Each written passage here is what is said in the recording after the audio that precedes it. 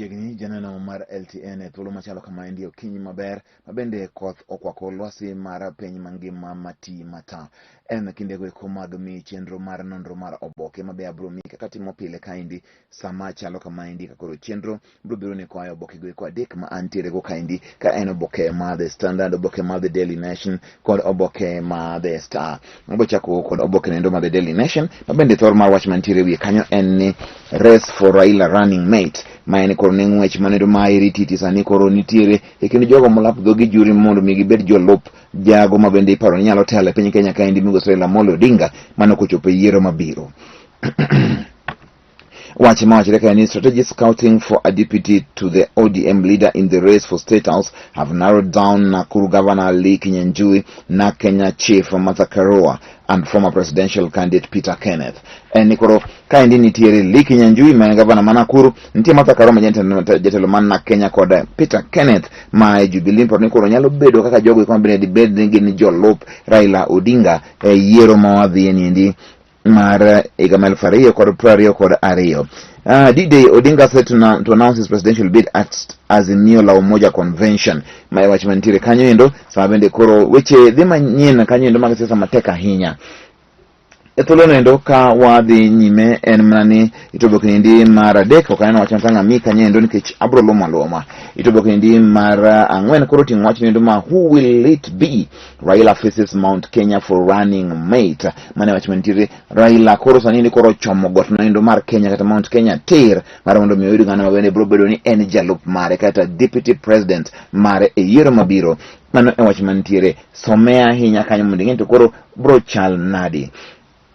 Komachielo bende en ni economy COVID-19 to top Uhuru's address. Jatend piny owacho migosi Uhuru Kenyatta sani dwaro mondo mi koro twak kod piny Kenya e twak nendo machiel kachiel sama bende koro biro bedo ka koro loso weche mag uchumi mar Kenya kanyakla gi midhusi mar corona. The president is also expected to touch on the 2022 elections. Mane ler mantiere kanyo endo sama koro Uhuru bode wacho mano bende en state of the nation address. Mago weche te mantiere ka wadhi nyime kaendi en mana wach machielo mantiere preparation for election security gets boost as 2,600 new officers graduate. Magi kikoro gin pass out jogo kuma bende gino bila mariromo 2,000 kod mago 600 ne jo ochopo kanyo ndo mabende koro ne gitimo mano mabende en pass out kata bedo ni koro sani koro osepwodhgi kendo yang gi kaka jogo madhi tiyo e weche go kuma garita kweto molo ahinya e yiero mabiro.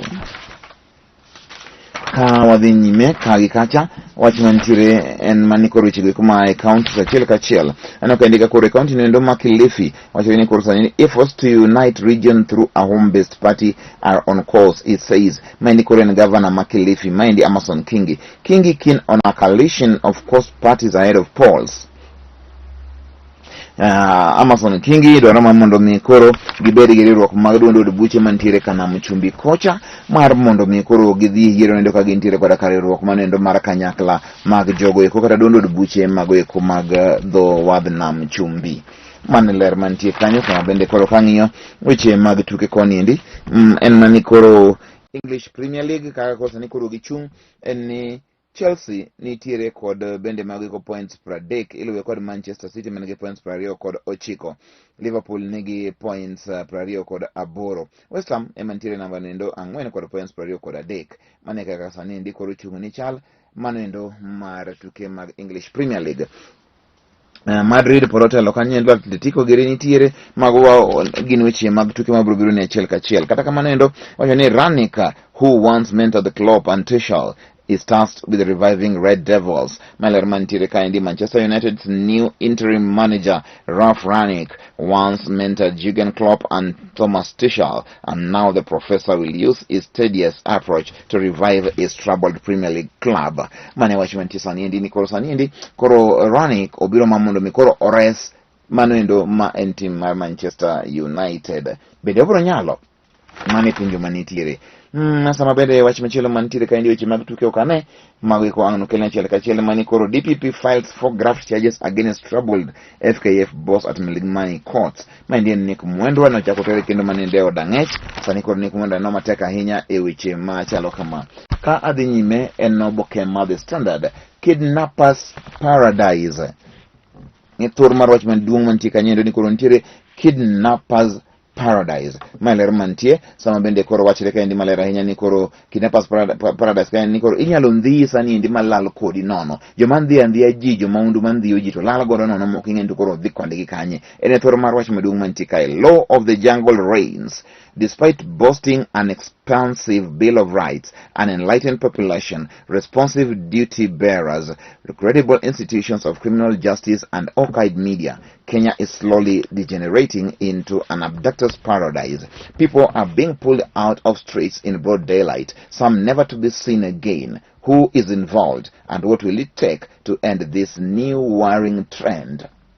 Mane wach mantiere nyalo ndhi kata odiochieng' alanga tilal kodi nono to ok chak neni kendo wapenjore to ng'ano mabiro chungo wach machalo kama, ng'ano mabiro reso oganda jo Kenya sama bende koro oganda jo Kenya ong'eyo weche mang'eny ahinya mag eko mag ratich oganda, ging'eyo weche mang'eny ahinya mag jogo ma bende nigi lony mani malo, to pod gik makamagi kitimre ei oganda jo Kenya. Ene thor mar wach maduong' mantiere kanyo endo. It's facts first, promise as KTN News rebrands maende magiweche ma KTN News negi keto manendo bende koro en chenro gi mara manyien ka koro negi chako kendo manendo wuoth manyien machielo manendo rebranding mane wach mantie kae ndi mokwako Oboke ni mathoth ahinya nyaka ito Oboke ndi maraboro kama bende wach ni koro Uhuru delivers his second last State of the Nation address. Uhuru delivers his second State of the Nation address today. Address comes at a time the country is grappling with effects of COVID-19 pandemic.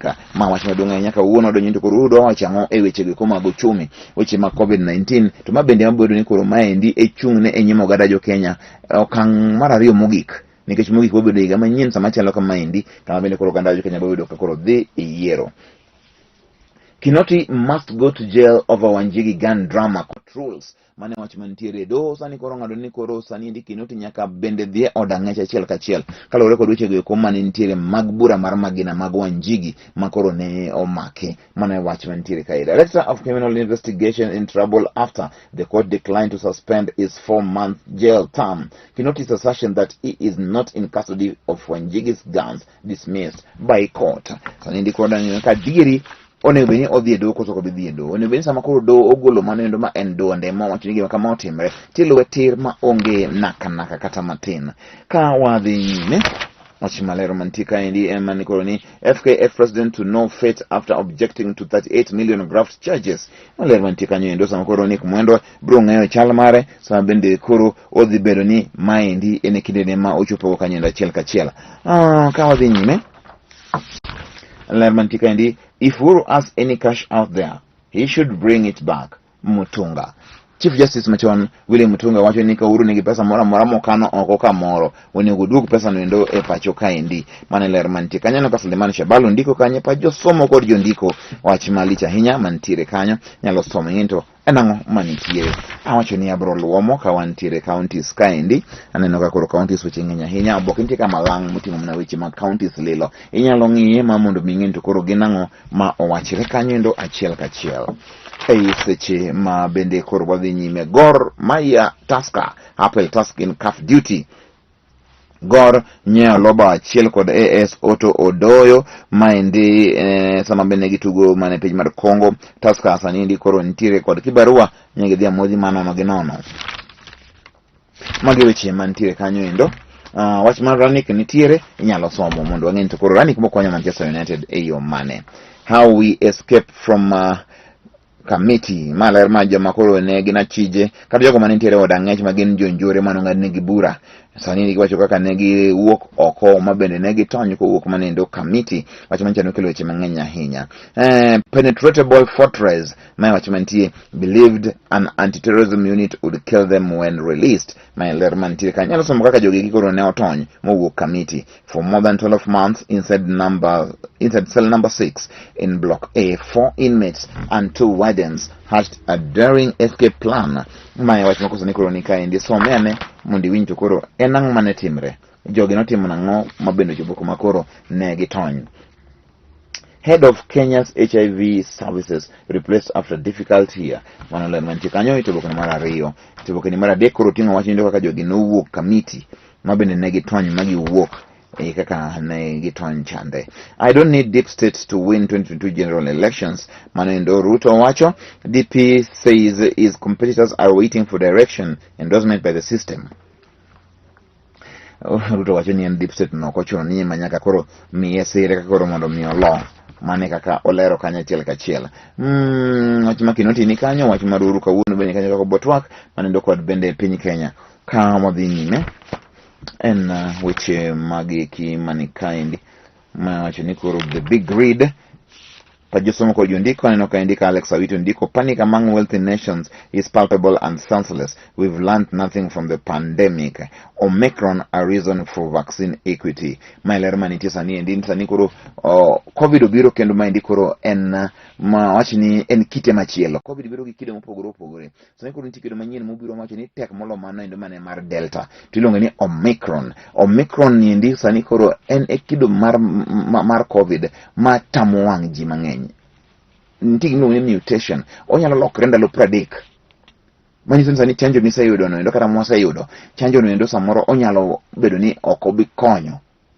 Para en gima nyien mano wuok South Africa. Omiyo en wich bar malich ahinya ne pinjego eko mag wagunda gi joma moko. Sani koro Alex Awito ndiko kanyendo kawacho gima koro manyalo bedo ni en. So mane mano. What is ni Betty Chalo cannot redo painful natural bathing. Mai wacho mantiere Betty wacho ni koro konyal nyuol kendo kaka mine nyuol e yono endo ma owinjore. So mane endo mondo winyi to koro enang'o momiyo mane endo iwacho achiel kachiel. Koma chielo bende mantiere Reverend Natasha did not date Sonko. Mai wacho mantiere kandi ko Reverend Natasha has dismissed rumors linking her romantically to former Nairobi Governor Mike Sonko. Sonko shared photos of them and threatened to stop her wedding. Reverend Natasha, why are you getting engaged without informing me? Na unajua vile tumetoka far. Ama nisimamishe hiyo wedding yako ikifika. Hiyo chama Sonko ne wacho kanyenda Reverend Natasha. Mai sama bene ko do mondo mikoro obedni ibro nyuome. Sonko. Hey, Brewer stepped. My mantiere. Former gay family sees task advancing as he urges God to up their game. My wachmasani koro Jacob Gostumleno ni koro task nyalo dhi nyime mamalo matugo magintiere koro sambedo nyiso gor mayema mondo mikoro gitem gerid korgi mane wachmantie. A new dawn. Klopp mentor Ranik brings Stadia's approach to United. Orenganeka kako Ranik brought Timo Tijeniendi. Tuchel helps courage of Captain Jorginho after Hola. Magi weche go mag tuke mobro ni kanyenda chal kachiel kaka nosengiye kaka sani ndi chung nitiere time mag English Premier League koro were mna gi points ariyo timbe dek mani malo nyiso ni koro kaendi Manchester City, Chelsea gi Liverpool were gi points ariyo kende.